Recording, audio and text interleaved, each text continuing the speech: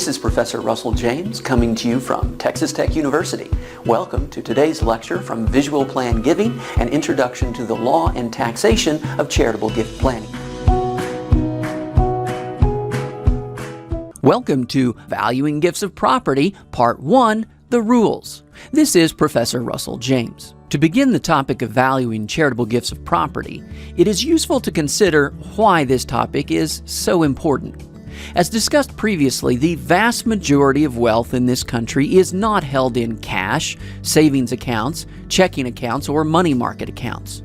Consequently, if fundraisers wish to ask for gifts of wealth, then by and large they must ask for gifts of property. In other words, if fundraisers want to ask from the big bucket of wealth, then they need to ask for gifts of property, meaning any type of non-cash asset. A fundamental requirement of being able to ask for these property gifts from the big bucket is an understanding of how such gifts are valued for tax purposes. As we will see, this is no small issue. Different types of assets in different types of transactions may be valued dramatically differently, including a valuation of $0. In order to be able to learn how to ask from the big bucket, it is essential to have a basic understanding of how gifts of property are valued. A fundraiser or advisor who suggests a charitable gift of property, while being unaware that the deduction in that particular case would be far less than the value of the property, is creating serious potential problems. These lectures are intended to eliminate that risk by reviewing the rules for valuing charitable gifts of property. If you are familiar only with cash gifts to charity, then this issue of valuation may be new to you. Cash gifts include all cash equivalent transactions, such as checks, currency, or credit cards. Gifts of cash require no valuation. The value is simply the amount of the gift. Because the valuation is simple, calculating the deduction is also simple. Although cash gifts are simple, the bulk of a donor's wealth is rarely held in cash. Understanding gifts of non-cash assets opens up the possibility for many more sophisticated and beneficial conversations with donors. The simplicity of valuation with cash or cash equivalent gifts contrasts with the complexity of valuing several kinds of property gifts. An initial cause of this complexity may come from the difficulty inherent in valuing certain types of property. Additionally, there are special tax rules for charitable gifts or certain kinds of property which can themselves alter the valuation of the property for tax purposes. These rules have at times been put in place to curb abuses of the charitable gift tax deduction. Because many of these rules were created in a reactive fashion, responding to particular individual abuses, it has resulted in a hodgepodge of rules that are not always consistent. Consequently, because so many special exceptions have arisen over the years, it is not always enough to know a single approach to the valuation of charitable gifts of property. Nevertheless, there are some good general principles that apply to most gifts of property. Despite the variety of rules and exceptions, the most typical valuations fall into three categories. With a few exceptions, the value for tax deduction purposes of a charitable gift of property will be 1. The fair market value of the property, 2. The cost basis of the property, only where such basis is less than the fair market value of the property, or 3. Nothing. Notice that the most advantageous valuation that a donor can receive under any circumstances is the fair market value of the property. This is an important fact because when working with donors, the almost universal expectation is that the charitable gift of property will generate a charitable deduction equivalent to the value of the property. Asking for property gifts that generate no deduction or a much reduced deduction without understanding that reality in advance places the fundraiser or advisor in a highly unfavorable position. Thus, as a prerequisite to suggesting charitable transactions involving property, the fundraiser or advisor must be familiar with the rules for deducting such property gifts in order to avoid embarrassment, financial loss, and broken relationships. So let's explore these three most common valuation options for property given to charity. One of the common valuation options for charitable gifts of property is the property's cost basis, or what is referred to more technically as adjusted basis. The term cost basis is used here because, in most cases, the adjusted basis is simply the amount paid for the item by the donor. In other words, its cost to the donor. So, if a donor paid $100 for an item that is now worth $200, the deduction for giving that item to charity will be $100 if the gift is valued based on its cost basis. Note that the cost basis valuation of charitable gifts of property is never used when the cost basis is greater than the property's fair market value. Cost basis valuation of gifts of property can only lower the value of the gift compared with its fair market value, not raise it. The cost basis of property can include other items besides the initial purchase price. For example, if a person purchases a house for $100,000 and then spends $30,000 on an addition to the house, his basis in the home is $130,000. So the basis of a property includes both its initial purchase price and any subsequent capital expenditures. Calculating the basis of a property becomes more complex if it involves depreciation deductions. Not all property is subject to depreciation deductions. However, this is common with property that has been used for business purposes. A depreciation deduction allows a person to claim that the property has become less valuable because it is wearing out. For example, if someone purchases a $5,000 computer for her business, she can claim that after 1 year of use, the computer is worth $4,000. Consequently, she will have a depreciation deduction of $1,000. She can do this for each of the first 5 years that she uses the computer in her business until after 5 years it is completely depreciated. If after 5 years she has taken depreciation deductions of $5,000, her basis is $0. She paid $5,000 and then deducted $5,000 of depreciation deductions. So $5,000 minus $5,000 is $0. Depreciation deductions affect charitable deductions for gifts of property because a taxpayer can't deduct the same item twice. So if a $5,000 computer purchase has already generated $5,000 of deductions through depreciation, the taxpayer cannot then give it to charity and generate another $2,000 deduction, even if it is truly worth $2,000.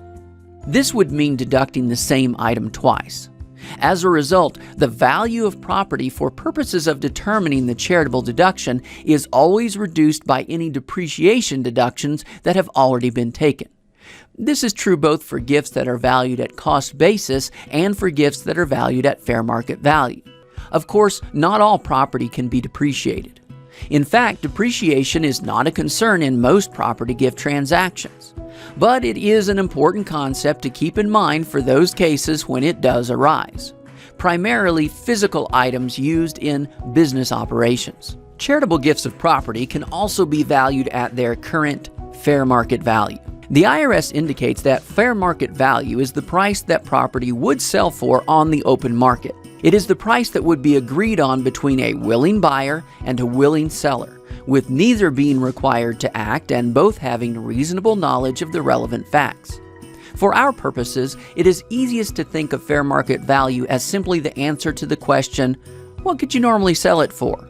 Or, what is it worth? As mentioned above, even when property can be deducted at its fair market value, this deduction must be reduced by any previous depreciation deductions already taken on that property by the donor.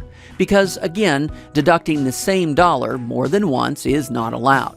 When valuing an item of property to be given as a charitable gift, the initial issue is, for almost all transactions, which of these three valuation approaches apply?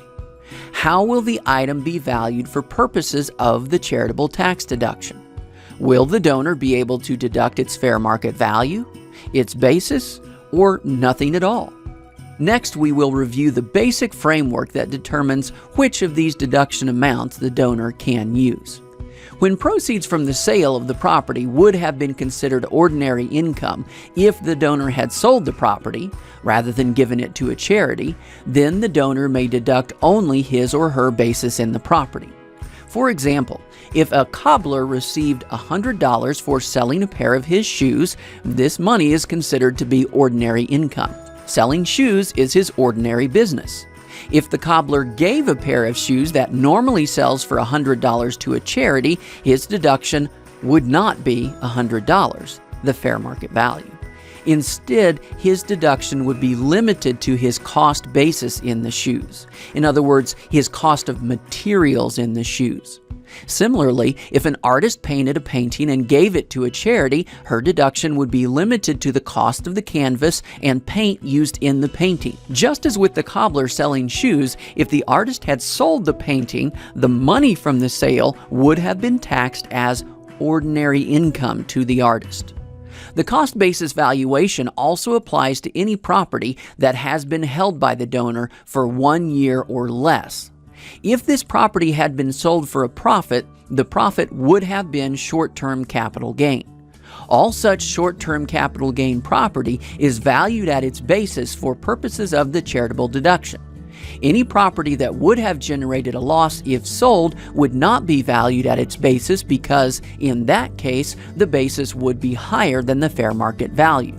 The donor is never allowed to use basis for valuation if it is higher than fair market value. The only type of non-cash property that has a chance of being valued at fair market value for a charitable deduction is long-term capital gain property. We begin with the assumption that long-term capital gain property can be valued at its fair market value for charitable tax deduction purposes. However, several circumstances can cause long-term capital gain property to drop out of fair market value valuation and be reduced to cost basis valuation. The first scenario where long-term capital gain property can be dropped into cost basis valuation is if the property is given to a private foundation rather than a public charity. Although here, there is an exception to the exception. Because if the gift is, quote, qualified stock, then it can still be deducted at fair market value.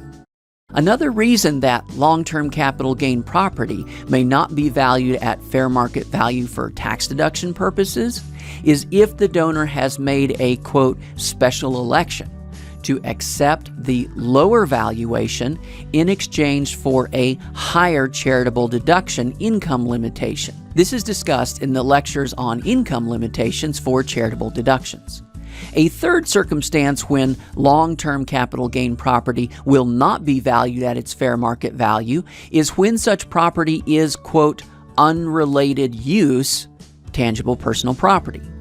It is easiest to think of tangible personal property as movable physical property. This would not include immovable real estate such as land or anything permanently attached to the land, like a building. This would also not include intangible personal property such as shares of stock or bonds. Stocks and bonds physically are just pieces of paper. They have value only because of the rights they represent, not because of the paper they're printed on. Unrelated use tangible personal property is property that the charity does not intend to use in furtherance of its charitable purposes. If, for example, the charity intends to simply sell the gifted item, then the item is, quote, unrelated use property. Note that this is true even though the cash from the sale of the item will be used to further the charitable purposes of the organization. Capital loss property is property that is worth less at its sale than the owner originally paid for it. In that case, the fair market value would be less than the cost basis of the property. If the fair market value is less than the cost basis of the property, then the donor cannot deduct the fair market value regardless of what kind of property is being gifted. If the donor is contributing loss property, short-term or long-term makes no difference for gift valuation. In practice, donors should never give capital loss property. Instead, the loss should be realized and deducted upon the sale of the property. For example, if a donor bought a share of stock for $110 and it is now worth $10, it is better for the donor to sell the share and then give the proceeds to charity rather than to give the share directly to the charity. If he sells the share, he will recognize a loss of $100. $110 purchase price less the $10 sale price.